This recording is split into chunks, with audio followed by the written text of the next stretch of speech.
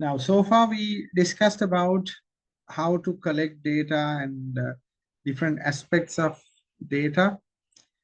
And the lecture for today, we will be focusing on why sampling distributions are important. So what do you mean by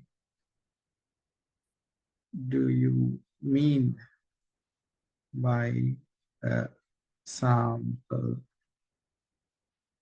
distribution? And talk about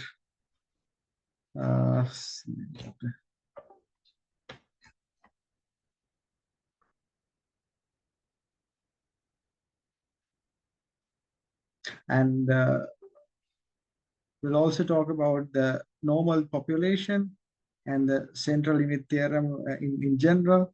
So I think I have some issues with my keyboard.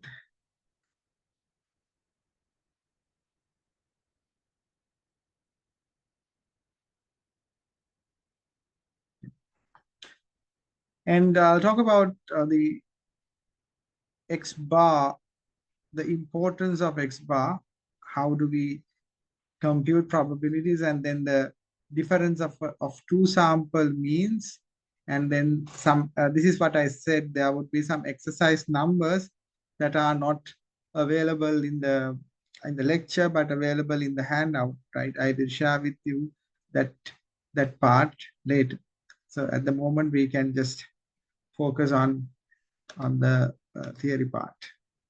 So what you will learn, why sample statistics vary from sample to sample, and how the distribution of X bar is characterized, the central limit theorem and its practical power, how to compute probabilities for sample means, sampling distributions for the difference of two means. We'll talk about them. And why this is important, you will realize as we move on. Okay.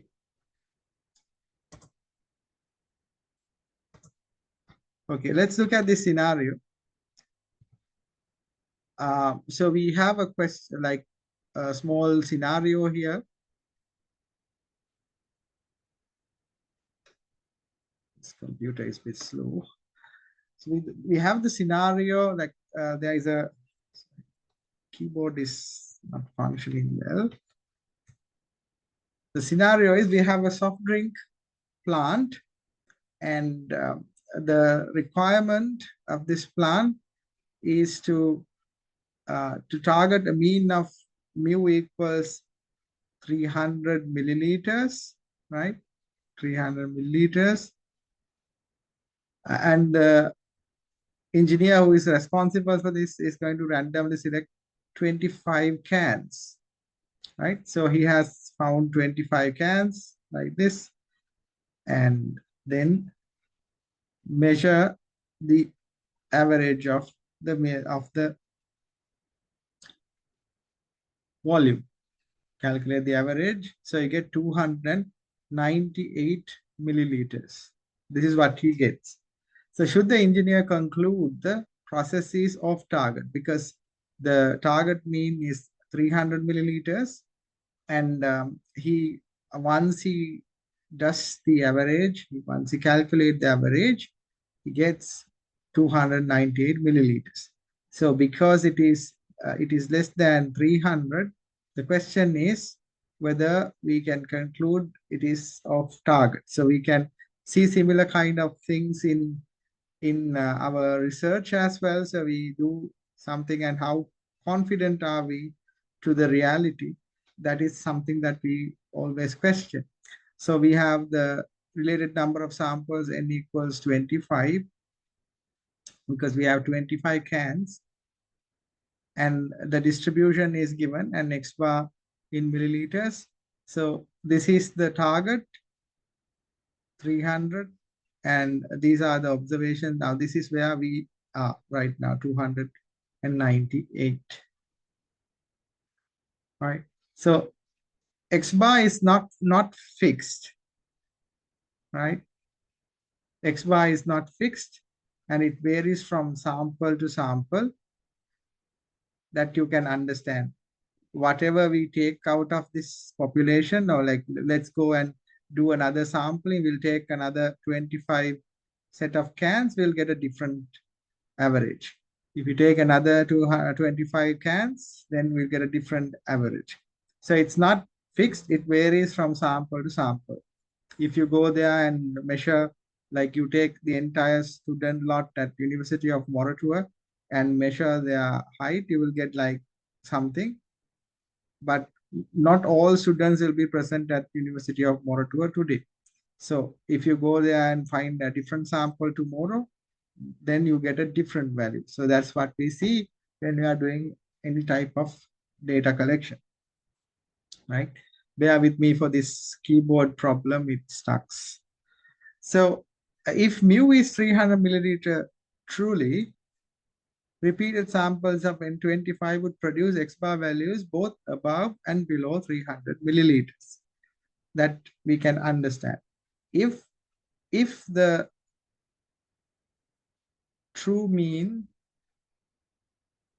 is 300 milliliters, then we can safely assume that not only 298, there would be 302 as well. There would be 297, there would be 303 as well. So there would be plus or minus for the both side from 300. So that is a fair guess that we can do. It's a hypothesis that we can do. We can say that this would be our mean.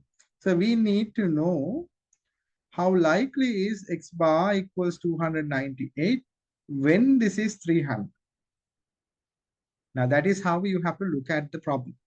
Now in reality, the truth is this, or truth can be this. Truth is very subjective, but in this case, we can say it is 300 milliliters.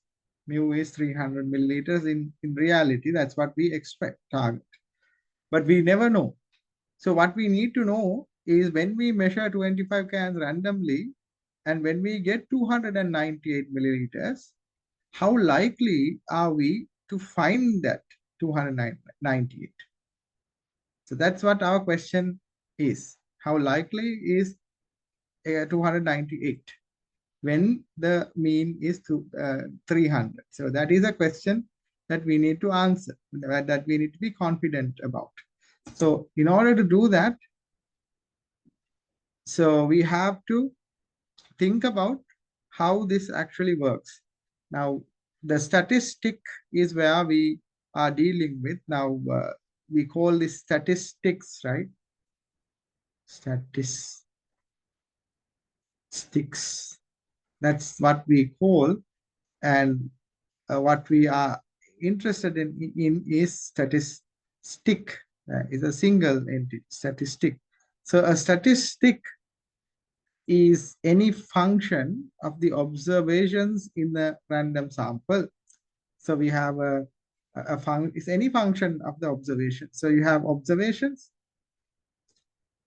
This is the random sample. So this is the statistics, and then you have a function that gives you observations that are taken from random samples. So it can be mean, it can be standard deviation, it can be the median, any type of a thing that is coming from a random sample that is taken from the population. That's what it says. So sampling distribution means there is a probability distribution, a histogram of a statistic, a given statistic, and that is what we call sampling distribution.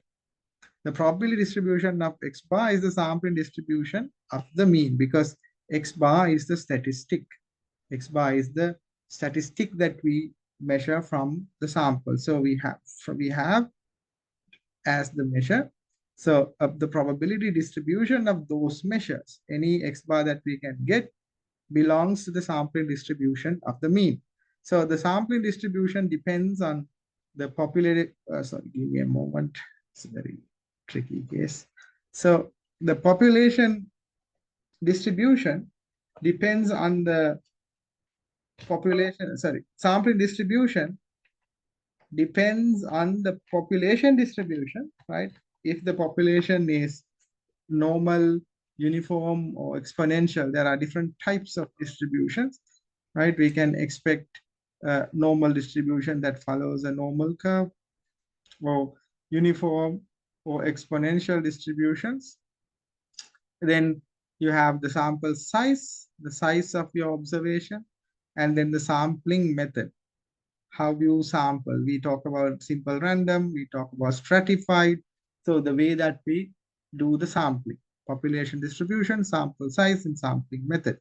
So we have in the population, we have a mu and a sigma square. If it is the norm, if we look at the normal distribution, the case of normal distribution, we have a mu and we have sigma square, the standard deviation or the variance. And we do a random sample of size n. So this from this sample, from this population, we pick a sample size n, right? And then we get a statistic x bar, and we get sampling distribution from those x bar values.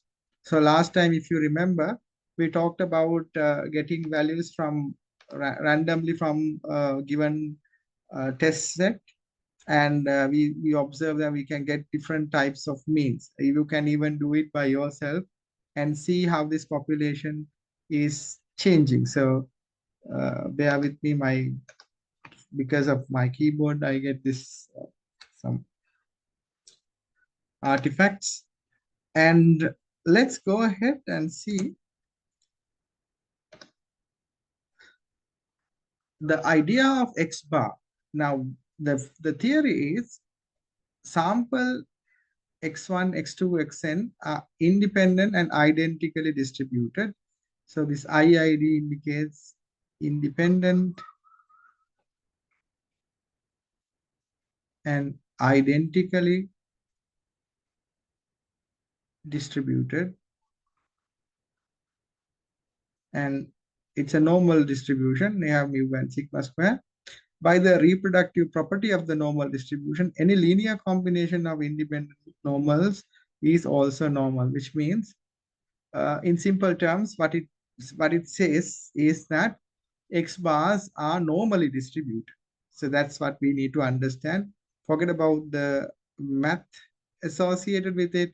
But what it says is X bars, if you take X bars are normally distributed. And in the case of X bar distribution, it is distributed with a mean mu. So mu and mu is the same, but with the standard deviation of sigma square over n. That is what it says. Okay, so let's digest it a bit. So because of maybe it's our first time learning about it, so we have normally distributed data set, and we can do many samples from this, several samples, like numerous samples, right? So when we take those numerous samples, each of these sample will have an X bar 1, X bar 2, X bar 3, and so, right? Each of these samples will have X bars. And when we plot these X bars, we are to expect a normal distribution if we were to get the histogram of these X bars, right? Histogram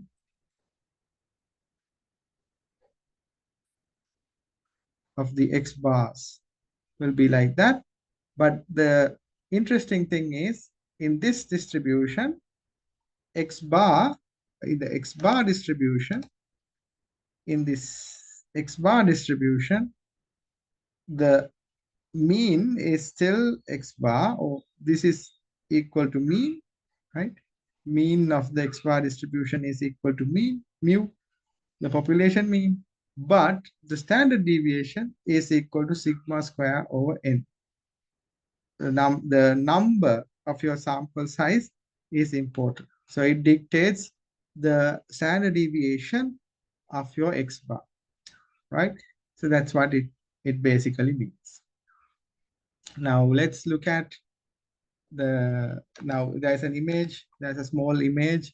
If n is equal to 1, that basically means anything that is taken from the population. So x bar is it's an xi because it's one, right? When it is one, so it is normally distributed with mu and sigma square over 1. That is true because if it is the normally distributed data set, then xi belongs to that. So xi as an individual will have an average of x bar equals xi divided by 1. So that's just the one value. So it is in from mu or mu time mu and sigma square. But when it is 4, the things change a bit. So what you see here is based on that, how those x bars are distributed. Okay, now let's go ahead with our next slide. Now, because of this one, we get something called the standard error. The standard error of the mean is the standard deviation of the sampling distribution of x bar. Now, let's wrap it up a bit. So we have the x bar distribution, and we know that because of that, we get a normal distribution of x bars, right? So in that normal distribution, x bar looks like that, and you have the mu and sigma square over n. So this sigma square over n, which is otherwise known as the variance of the sampling distribution, when we get the standard deviation of it, we get this sigma over square root n. Sigma over square root n. So that is known as the standard error. Standard error of the mean. So whenever you deal with these things, if someone says standard error of the mean, this basically indicates that standard deviation of the sampling distribution. The sampling distribution has a mean, and that mean is mu, but it has a variance of sigma square over n. So the standard deviation of that is the standard error. So it measures the precision of x bar as an estimator of mu. Now, as you can understand, if n is smaller, right, what will happen? Can somebody send me a message? If n is small, what is the answer? If n is small, what is the value of standard deviation? So obviously you have this table right to your thing, right? When the sample size n is 1, standard error is sigma, right? That's the precision. How much we can vary from mu. And when it is 4, we have sigma divided by 2. And when it is 9, sigma divided by 3. So you can see, in order to minimize the error, we have to have a larger sample size. So we got a message. Are the numerous samples from the population totally independent? I mean, when we adds up all the samples, do we get the population or two have some? Yes, that is a good question. Numerous samples are not totally independent. One thing is that, for example, what you're asking is this. Let's say in the population, we'll just focus on this particular question. Let's say that you have a population of 1, 2, 3, 4, 5, 6, and so.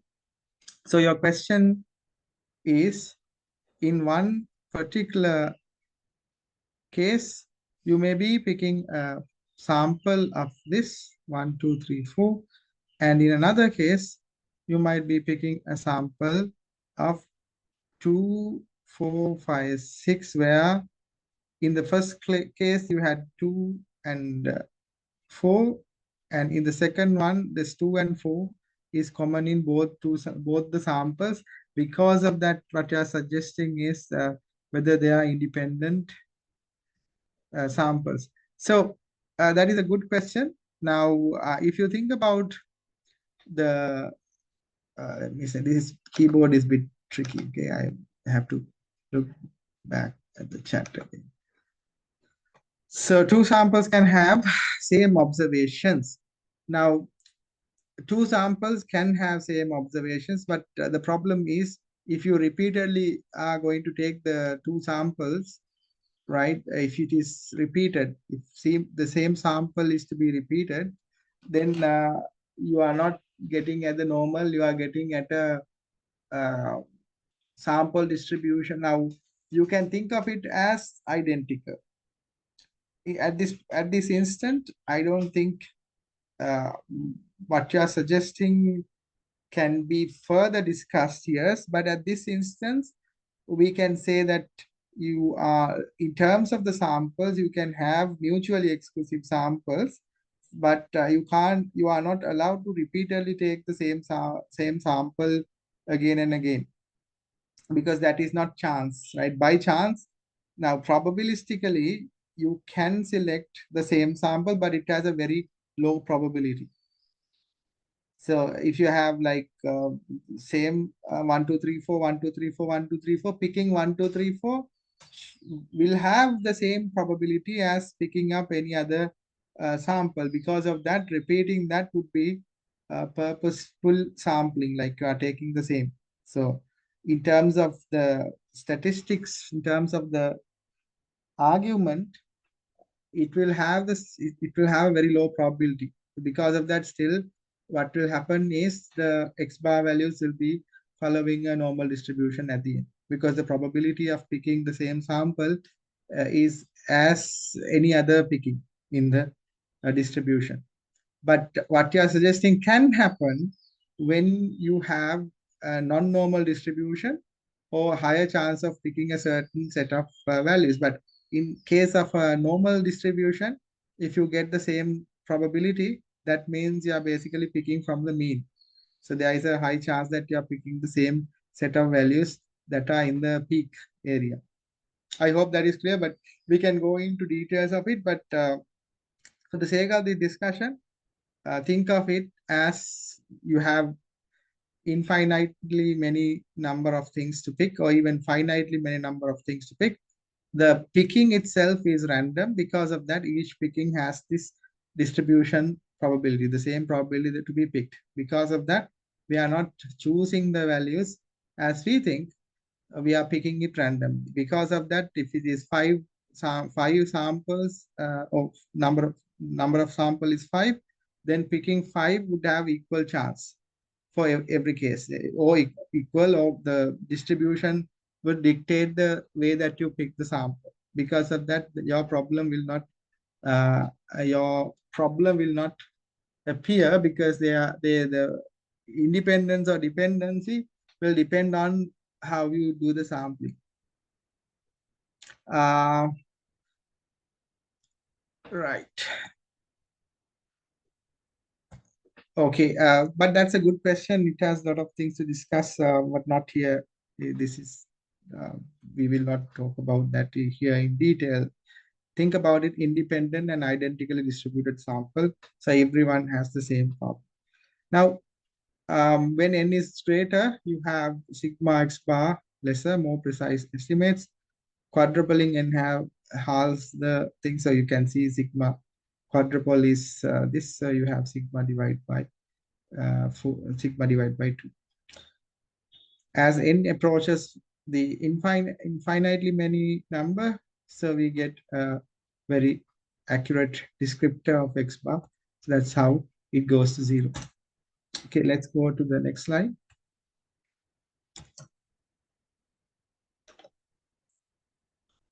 So doubling the sampling size reduces the precision by a factor of 1.41, not by 2.